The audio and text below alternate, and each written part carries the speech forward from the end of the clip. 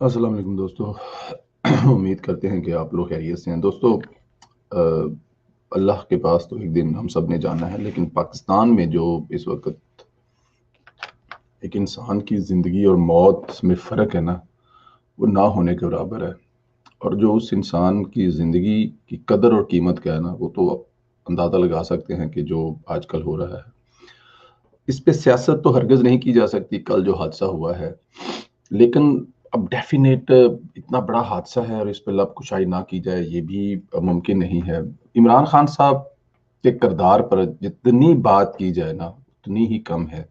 कुछ उसमें पॉज़िटिव नज़र नहीं आता। यही इमरान खान साहब जब पाकिस्तान के किसी फाटक खुले रह जाने की वजह से कोई छोटा-सा भी हादसा होता था, तो ये डायरेक्ट वज़ीर-ए-आज़म और वज़ीर का इस्तीफ़े का मुतालबा किया करते थे। ये आप लोगों को याद है, बार-बार दिखाने और चलाने से क्या फ़र्क पड़ता है। कश्ती डूब गई, कोरिया में वज़ीर-ए-आज़म ने इस्तीफ़ा दे दिया, चाइना में ये हुआ इस्तीफ़ा दे दिया, फलाँ जगह पे ये हुआ, यूरोप में मैंने ज़रा ज़िंदगी गुज़ारी इस्तीफ़ा दे दिया, फलाँ ने इस्तीफ़ा दे दिया, फलाँ ने इस्तीफ़ा दे दिया। लेकिन मसूफ़ के अपने दौरे हुकूमत में बाकी हादसे तो चलो, रेलवे के हादसे जिस तरह से हो रहे हैं और जिस तरह के रेलवे के हादसे शेर शीर साहब के दौर में हुए, पाकिस्तान की तारीख में नहीं हुए। और कहा यह जा रहा है, इस पे हमने वो ख्वाजा साद रफ़ी का कल सुना है, कहा यह जा रहा है कि मेंटेनेंस जो ये ठीक करने के लिए बजट है आपकी पटड़ी वगैरह, वो 60% कम किया हुआ है। अब ये देखिए कि आप जिस सड़क पर आते जाते हैं, जिस किचन से आपका खाना बनता है, उस किचन में अगर सामान नहीं लाया जाएगा तो खाना कैसे बनेगा? ट्रेनें वहां से गुजरनी है, और वहां पे जो नीचे पटरी पे काम है वो ना होने के बराबर है। और वहां के जो ऑफिसर हैं उन्होंने रिटर्न लिख के दिया है कि यहाँ पे हादसात हो सकते हैं, खुदारा इस पे कुछ करें, इसका काम करवाएं, ये बहुत खतरनाक हो रही है। हम इस चीज पे हरगिज नहीं चाहते कि नून लीग के दौर में क्या काम हुआ, वो फिर एक नई लंबी बहस है। लेकिन अब दौर नून लीग का नहीं है, अब दौर पाकिस्तान तहरीक इंसाफ का है। देखें, आप अभी भी किसी भी मनसूबे से तख्ती उतार कर जो उसके ऊपर पट्टी लगा देते हैं ना अपने नाम की, तो वो आपका काम होता है, वो नून लीग का काम नहीं है। कोई अच्छी चीज ऐसी हो जाए जो नून लीग ने शुरू की थी तो वो फौरन आपकी है।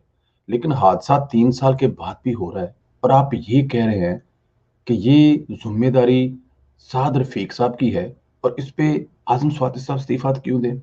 और फिर अब भी यही कहते हैं कि ये सारा ट्रेन का निज़ाम जो दरहम है, जो खराब है, जो तबाही है, वो नून लीग और पाकिस्तान पीपल के दौर में 203 साल। भाई आपको किस लिए लाया गया था? आप तो 5 साल के बाद भी यही कहेंगे कि हमने तो मतलब कुछ कर ही नहीं सके 5 साल में।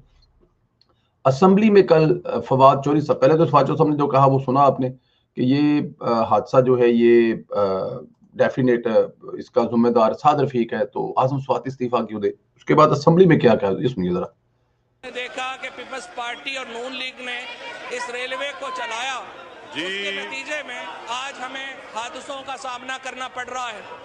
बड़ी बदकिस्मती की बात है जनाब स्पीकर कि इन्होंने एक ऐसी हुक्मरानी की बुनियाद रखी जिसकी बुनियाद करप्शन, सीना जोरी और चोरी के ऊपर थी, जिसकी वजह से आज हम इतने बड़े हादसों का सामना कर रहे हैं। ये वो हादसे हैं जिनसे हमें गुजरना पड़ रहा है। जी, ये अंदाजा कर लें कि करप्शन उन्होंने की थी और 3 साल में इन्होंने क्या किया, इसके पास कोई इनका जवाब नहीं है। और ये जनाब जो मसरूफ है, अल्लाह जन्नत में रहमत बरसाए, मुशाहिदुल्लाह खान साहब जो इनको डब्बू कह गए थे, डब्बू साहब जो हैं अब दोबारा फिर वही लब कुशाई उसी पे आ गया, क्योंकि आने वाले दिनों में इलेक्शन होने वाला है, तो डेफिनेट इन्होंने अपनी जगह तो बनानी है ना कहीं नहीं। अब नई जिस कंपनी में जाएंगे वहां पे जाके जो ये अपनी सीवी पेश करेंगे, नई जिस पार्टी में जाएंगे, तो उनको बताएं तो ये कितने कमाल का भौंक लेते हैं।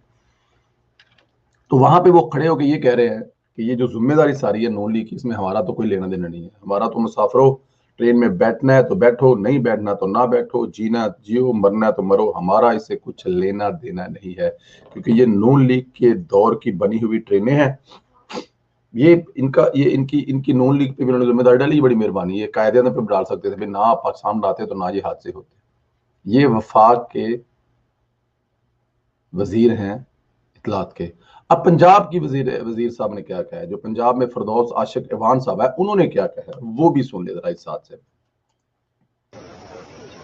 अल्लाह के फजलो करम से ये इस साल पहला हादसा है। लो जी, اللہ کے فضل و کرم سے یہ سال کا پہلا حادثہ ہے، اندازہ کریں، اس سے پہلے ابھی تک حادثہ ہی پاکستان میں کوئی نہیں ہوا، اور اللہ کے فضل و کرم سے 100 جانیں چلی گئی، نقصان علیحدہ، زخمی علیحدہ، وہ گھر جو زخمی ہو گئے ہیں اپنی زمینیں جائیدادیں بیچ کر علاج پر پیسے لگائیں گے، وہ جو اس حادثے میں شہید ہو گئے ہیں اب ان کا نہ کوئی آگے نہ کوئی پیچھے، اگر کوئی 2 فیملی کے لوگ تھے تو 1 رہ گیا ہے، اگر 5 لوگ تھے شادی بیاہ سے آ رہے تھے یا جا رہے تھے تو ان میں سے کتنے رہ گئے. تو یہ ان کے سیریس پن کا حالت یہ ہے کہ بجائے زخموں پر مرہم رکھتے یہ الٹا تکلیف اور بڑھا رہے ہیں. اور اس پر جو ریلوے کے وزیر ہیں جن سے استعفیٰ لینے کے لیے عمران خان برقرار ہیں، بہت بےتاب ہیں، وہ کیا کہتے ہیں وہ بھی سن لیں آپ. وفاق کی حکومت سے بھیک مانگی کہہ رہے مجھے اس سے نکلنے دیں، پھر انشاءاللہ تعالیٰ جو ہے میں ٹرینوں کی، مجھے پتہ ہی نہیں کتنی ٹرینیں چل رہی ہیں، پتہ ہی نہیں ہے ٹرینیں کتنی چل رہی ہیں، برابر کہہ رہا ہوں مجھے ٹرینوں تک میں پہنچا نہیں، میں فریٹ میں پھنسا ہوں. وہ کہتے ہیں کہ ٹرینوں تک تو میں پہنچا ہی نہیں ہے، ٹرینیں چل کتنی ریلوے مجھے اس بات کا پتہ ہی نہیں ہے، میں تو فریٹ میں پھنسا ہوں. اندازہ کریں یہ آپ کا ریلوے کا وزیر ہے جس نے آپ کی ریلوے ٹھیک کرنی، وہ کہہ رہا ہے کہ مجھے تو پتہ ہی نہیں ہے پاکستان میں ٹرینیں چل کتنی رہی ہیں، میں تو ان کی ابھی تعداد تک پہنچا ہی نہیں ہوں، اور اس سے آپ امید کر رہے ہیں کہ یہ آپ کی ریلوے ٹھیک کر دے گا. لٹیرے ہیں لٹیرے، قسم خدا پاک کے دہاڑیاں لگا رہے ہیں. اور سب سے بڑی بات نہ کی جائے تو یہ ہو نہیں سکتا.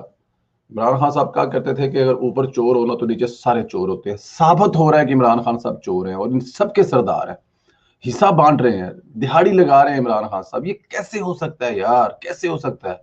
کامیاب ترین کرکٹر، کامیاب ترین ہسپتال چلایا، کامیاب ترین یونیورسٹی چلا رہا ہے اور پاکستان کو برباد کر دیا. یہ کیسے ہو سکتا ہے؟ چور ہے ایک نمبر کا. اگر چور نہ ہو تو یہ نیچے سارا کچھ نہ ہو رہا. جان بوجھ کے ہو رہا ہے، برباد کیا جا رہا ہے اس پاکستان کو، پاکستان کے ہر ادارے کو برباد کیا جائے. خواجہ سعد رفیق اس ریلوے کو کہاں سے کہاں لے گئے تھے، وہ کلپ سنیے ذرا پچھلے، وہ لوگوں کی باتیں سنیے، وہ جائیں ریلوے میں، وہ پوچھے لوگوں سے، آپ کو پتہ لگے گا کہ ریلوے میں ایئر کنڈیشن گاڑیاں چلنی شروع ہو گئی تھی، سپیڈ اپ گریڈ ہو گئی تھی، پٹڑی بن رہی تھی. ML1 جو سی پیک کا منصوبہ ہے وہ پچھلے 3 سال سے کھٹائی میں پڑا ہوا ہے. یہ حکومت اس کو شروع ہی نہیں ہونے دے رہی. حالانکہ اگر وہ جو منصوبہ ہے وہ شروع ہو جائے تو آپ کی ریلوے تو پوری ٹھیک ہو جائے گی. یہ تو اس کے اندر شامل ہے جو سی پیک کا ایک حصہ ہے. ڈیفینیٹ دیکھیں ان سے یہ روڑی والی اور یہ سکھر والی لائن ٹھیک نہیں ہو رہی، اس کی مرمت نہیں ہو رہی. اور پچھلی حکومت جن پہ یہ الزام لگا رہے ہیں ان کا منصوبہ اس ٹرین کو، کراچی کو، گوادر کو ٹرین کو چائنا سے ملانا تھا. یہ ہے فرق، یہ ہے فرق ایک لیڈر کے ویژن میں، ایک لیڈر کی حکومت میں، اور ایک سلیکٹ کر کے ہوئے جھوٹے انسان میں کہ وہ اس سے موجودہ جو ہے ان کی مرمت نہیں ہو رہی، اور جو پچھلی حکومت تھی وہ اس کو چائنا اور وسطی جو یہ آپ کے ترکی اور یہ وہ ان لوگوں سے بناتے تھے تاکہ آپ کا سارے کا سامان ادھر سے جائے. انڈیا نہ ملا کے پورا انڈیا پہ اپنی ٹریڈ کرے تنو ارباں روپیہ آوے، لیکن ڈیفینیٹ وہاں پہ فائدہ عوام کا ہونا تھا، ہماری جیبوں میں کیا جانا تھا، ملک کے جو مالک ہیں ان کو کیا ملنا تھا. لیکن خیر اللہ تعالیٰ کی ذات درجات بلند عطا کرے، بلند فرمائے جی. حادثے میں آپ لوگ بھی دعا کریں، اللہ پاک بس صبر دے جی ان لواحقین کو جو اس حادثے سے گزرے ہیں اور جو اس دنیا میں نہیں رہے. اللہ تعالیٰ کی ذات ان کو جنت میں جگہ عطا فرمائے اور ان بے شرموں کو اللہ تعالیٰ کی ذات ہدایت فرمائے. بہت شکریہ دوستو.